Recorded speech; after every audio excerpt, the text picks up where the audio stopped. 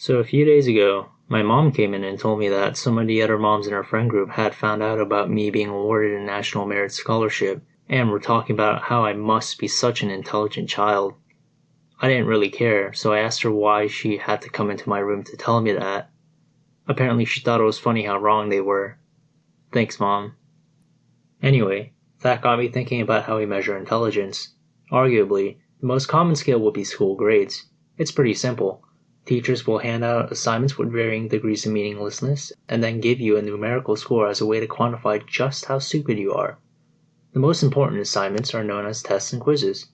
These assignments will be weighted disproportionately heavier than the others and are supposed to test how well you've learned the material being taught. And well, let's just say if you know what you're doing, the only thing you'll have to test is how strong your gag reflex is. After all is said and done, all of the scores from your past assignments will be collected and used to calculate a numerical grade, which will be used to categorize you into a letter grade. For example, a grade between 100 and 90% will be an A, 89 to 80% will be a B, and so on.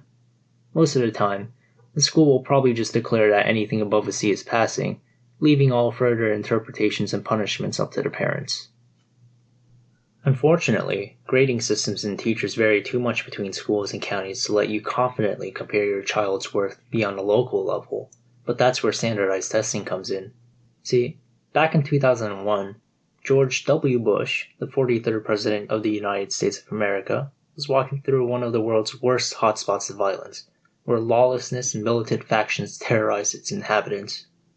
No, you idiot, we invaded Iraq in 2003, I'm talking about Detroit here. Anyway, on his journey, he stumbled upon an inner-city school and witnessed how crime and poverty came together to screw over the kids harder than even their uncles could.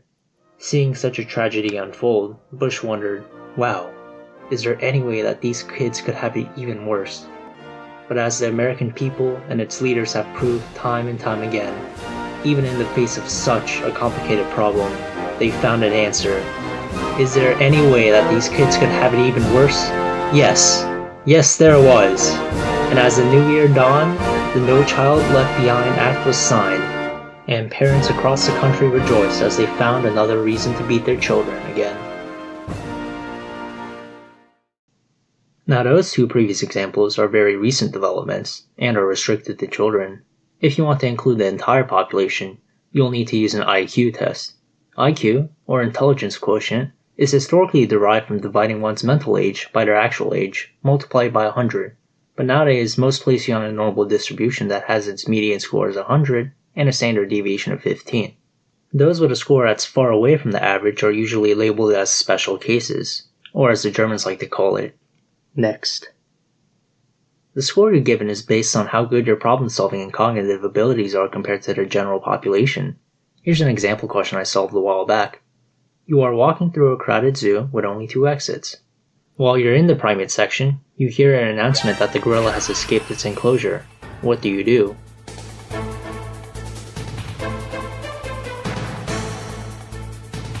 That's right, the correct answer is E. Walk into the gorilla enclosure, because we know that the gorilla isn't there.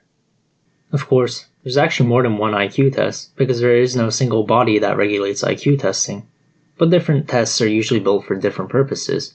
For example, the Wechsler Adult Intelligence Scale is used to test adults, the Wechsler Intelligence Scale for Children is used to test school-age children, and Facebook IQ tests are used to find those with mental disorders. In fact, these tests are so accurate that we can use them to actually graph how smooth your brain is. While we're on this topic, you might want to check out this organization called Mensa. It is the largest and oldest high IQ society in the world. Because only people who score in the top 90th percentile can join, it is basically a bunch of people sitting around with the most polished brains our species has ever seen. Here, let me read an excerpt from the website. Of course, individual Mensa members will often have strong opinions, and several of them. It is said that in a room of 12 Mensans, you will find at least 13 different opinions on any given subject. Incredible. Absolutely profound. That was so deep I think I perforated my colon. It's almost like they're describing a room full of contrarians and a guy who's the dictionary definition of doublethink. So as you drift off to sleep tonight, just take a moment to appreciate humanity's finest, and just be glad that you're not one of them.